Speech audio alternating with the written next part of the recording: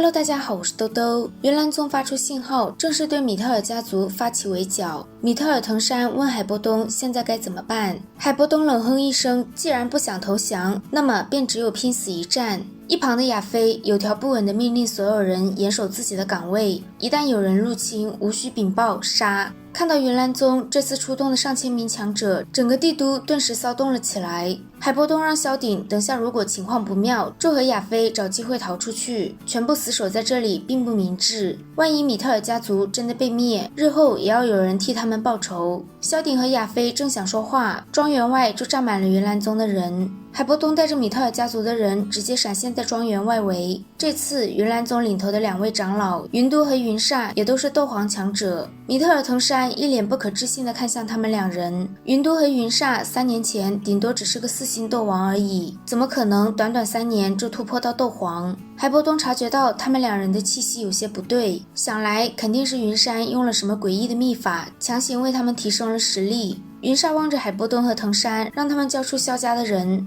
在海波东嘲讽云岚宗这些年的作为丢尽了前面宗主的脸后，云都和云煞下令让云岚宗众弟子今日血洗米特尔家族。随着他们的话音落下，庄园外的云岚宗弟子顿时发起攻击。云都和云煞两人同时发动攻击，朝着海波东而去，而藤山则被云岚宗的2名斗王给缠上了。就在米特尔家族和云岚宗展开生死拼杀时，皇城中的嘉刑天脸上写满了挣扎和徘徊不定的犹豫。妖夜忍不住问他，真的不出手吗？这些年云岚宗的野心他看得很清楚，若是能够联合炼药师公会以及3大家族，或许他们还能和云岚宗抗衡，但若是做事他们被云岚宗清除，皇室怕是也会沦落到这种下场。嘉刑天何尝不清楚这个道理，但云山斗宗的实力让他不敢轻举妄动，一旦他死在云山手中，皇室便会失去守护，到时候下场怕是更难。他叹了口气，挥了挥手说再看看吧。与此同时，炼药师公会的砝码以及纳兰家和穆家都决定先等等看。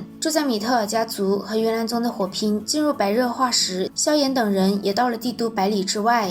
云岚宗这些年大规模招收弟子，导致他们的实力很一般，而米特尔家族的护卫都是精心调教过的精锐人员，即使他们在人数上不占优势，云岚宗的人也无法突破最外围的防御。天空的主战场上，云都和云煞斗皇的实力虽然有水分，但毕竟也是斗皇，两人联手下与海波东打得难分胜负。而另一边的米特尔腾山很快也落败了。击败米特尔腾山后，云符2人就去帮忙攻击海波东，2名斗皇2名斗王4人联手，就算海波东实力再强，很快也会落败。皇城中的嘉刑天闭上眼睛，苦涩地说着，海波东要输了，日后加玛帝国便是属于云岚宗的了。就在云岚宗4人的合力一击牢牢锁定海波东时，一道雷霆声由远至近，在整个城市上空响起。而在雷霆声之下，云都4人的攻击瞬间土崩瓦解。萧炎在整个帝都所有人的错愕中，带着满身火焰闪亮登场，来到海波东身前。云都几人一愣，脸色阴沉着说，云岚宗之事你也敢管，找死。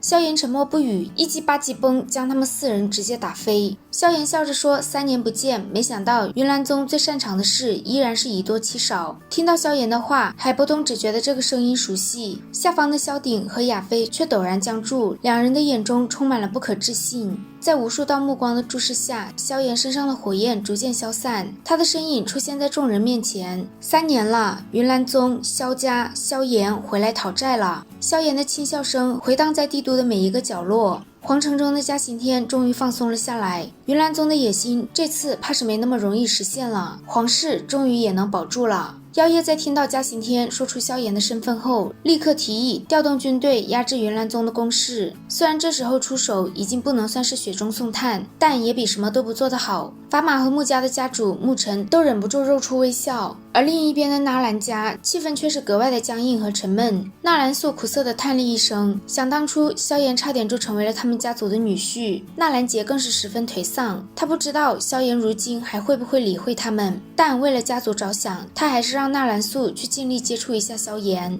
想到当年他因为惧怕云岚宗始终未对萧炎出手相帮，心中就十分后悔。天空上的萧炎冲着惊呆了的海波东微微一笑，随后萧炎缓缓弯腰，感谢他这么多年对萧家的照料。海波东终于反应了过来，说你这小子可算死回来了。云都四人脸色一阵变幻，萧炎的突然出现打破了他们原有的计划，但他们一早就防着会有人出手相帮，暗地里还安排了不少人手。云都放出信号，召唤出隐藏在暗处的5名斗王。萧炎看着对面那9道身影，他没想到云岚宗这么多年还是仗着人多，果然是狗改不了吃屎。萧炎轻拍手掌，10几名斗王强者从帝都之外的天际飞来。这一次，萧炎准备以其人之道还治其人之身。萧炎将云都和云煞交给海波东，至于其他斗王就留给灵燕他们，而他自己则是直接冲向下方即将破防的庄园。萧炎看着亚菲，嘴甜的说着：“3年不见，亚菲姐越发的漂亮了。”亚菲有些失神，眼圈泛红，声音嘶哑着说：“你这臭小子还舍得回来啊？”萧炎知道这些年亚菲背负的压力很大，若不是有海波东的支持，恐怕他也很难坚持下来。他轻叹一声，对亚菲说：“这3年为了萧家，辛苦你了。”萧炎的一句安慰，让亚菲这些年的委屈顿时烟消云散。在关心完萧鼎之后，萧炎便出去准备收拾云岚宗的人。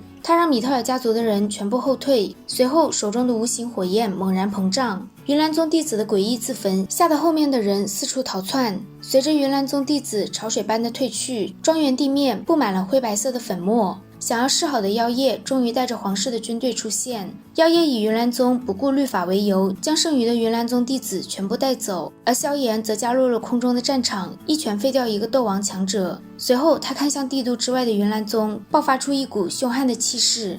云岚山上闭目修炼的云山和被关禁闭的云韵都感受到了萧炎的气息。此时云府几人的魂牌突然完全爆裂。就在其他长老和云山商量要不要去解救云都几人时，云都和云煞的魂牌也全都裂开了。云山面无表情地挥了挥手，将大殿中的骚动压下，随后下令云岚宗进入最高警戒。他等着萧炎找上门来，到时候他会亲自收拾萧炎。等到众人离开后，一团黑雾涌出，听到黑雾的怪笑声，云山恶狠狠地说自己会将萧炎的斗气废了，再交给他处置。黑雾再度发出一声怪笑，让云山最好不要轻敌，否则到时候下场会格外凄惨。短短1个小时内，云岚宗的2名斗皇、7名斗王就陨落在萧炎的手上。嘉刑天知道萧炎和云岚宗之间的恩怨再无回转，而萧炎这次还带回了那么多强者，想必是要和云岚宗不死不休。看了一眼天空上的萧炎后，嘉刑天转身走下高塔。萧炎怕是很快就会和云岚宗开战，他必须要赶紧联络一下炼药师公会以及纳兰家和穆家。这个时候万一站错队，日后便麻烦了。天空上的萧炎在海波东面前停下，感谢他这3年对萧家的照顾，随后便拿出拖欠了海波东3年的报酬父子灵丹。海波东老眼湿润，这一天他等了整整3年。海波东感动了一下萧炎还记得自己之后，便将他们带入一处大厅。大厅中米特尔家族的核心成员再次面对萧鼎时都是一脸的恭敬，他们明白以往只能在米特尔家族庇护下苟延残喘的萧家很可能将会一跃成为加玛帝国最强悍的势力之一。海波东在确定萧炎要和云岚宗不死不休后，便与他说起如今云岚宗的势力。云都和云煞这2名斗皇死在了萧炎的手中，但云岚宗最少应该还有3名斗皇，斗王级别的强者也还有不少。而且根据亚菲得到的情报中，云岚宗中还有一些别的神秘势力。如今云岚宗的势力遍布加玛帝国，海波东建议萧炎最好将其他2大家族、皇室和炼药师公会都拉拢过来。这些年他们对云山的行为也十分不满，只是敢怒不敢言罢了。萧炎对于当年云岚宗仗势欺人，这些势力束手旁观还是有点介意的。他轻轻拍了拍手掌，英国老3人出现在海波东他们面前。在发现萧炎手中的斗皇和斗王强者并不比云岚宗少后，海波东非常惊喜，他没想到萧炎还藏了一手。萧炎刚刚准备说云山交给自己，一高一矮2道身影就出现在大厅。看到紫妍手中握着的玉盒传出药香，萧炎的脸色铁青，很明显美杜莎和紫妍又背着他到处偷药材去了。坐在首位的海波东看到美杜莎神情犹如见鬼一般，十分惊侵害。萧炎并没有发现海波东的异样，他一脸怒气地站起身，将紫妍一把拉过来，没收玉盒，让紫妍以后少跟着美杜莎惹麻烦，不然马上就把她送回去。一听到会被送回去，紫妍立马坚定地站在萧炎这边。对于紫妍这么快就缴械投降，美杜莎也是有些无奈，她辩解着说，刚刚看这边打得火热，就带着紫妍转了转，偶然之下才得到了一点东西。萧炎一听这东西是从米特尔家族偷的，一边跟海波东抱歉，一边拿出玉盒准备还给他。美杜莎颇为不舍，见萧炎不理睬他，便抬头看向海波东。海波东被美杜莎看得浑身直打哆嗦，连忙推脱说这当送个人情。萧炎瞪了一眼美杜莎，便拉着紫妍回到座位上。海波东连忙让人给站着的美杜莎看座。见海波东这么殷勤，美杜莎终于对这个被自己封印多年的老头顺眼了一点。海波东目光转向萧炎，苦笑着说，原来你有这么一张底牌，有美杜莎相助，云山的确不足为虑。萧炎摇摇头，让海波东对美杜莎别抱太大的希望，到时候开战了，云山会由他来出手对付，至于美杜莎要干嘛，就看他自己的心情。海波东担心萧炎对付云山的风险太高，说这几日他会尽量联系炼药师公会、皇室和两大家族。